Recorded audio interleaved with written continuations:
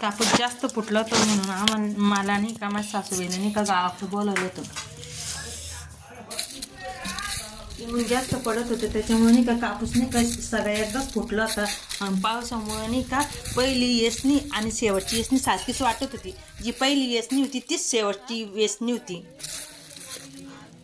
पांढरं सोनं सगळं काळं पडलं होतं. काही काही चांगलं पांढरं कापूस दिसत होता.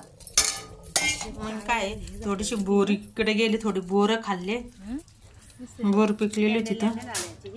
मी गौरव माझे सासू अक्का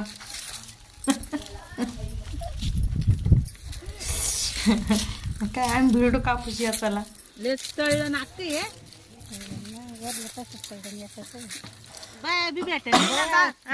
हे तरी कमी ढवळं आहे. दिवस लवकर एक तर नाही का छोटा दिवस असल्यामुळे नाही का दिवस लवकरच माळवत होता. म्हणून किती काम होणार होतं. माझ्याकडे सळडी बघायची पळ काय काय गोट पळ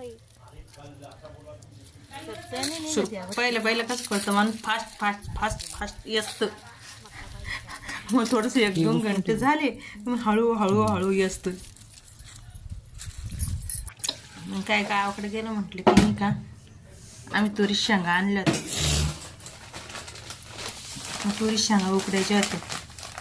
मग काय घेतल्या शेंगा, टाकलं पाणी, मीठ जर तुम्हाला हातावर जास्त दिसत असेल पण शेंगासाठी कसं लागतं ते मीठ. त्याच्यामुळे नाही का चव चांगली येते. मीठ कमी असले ते शेंगा खा वाटत नाही. मग पांचट लागतं पाण्यामुळं. किती भारी उकळली मी शेंगा.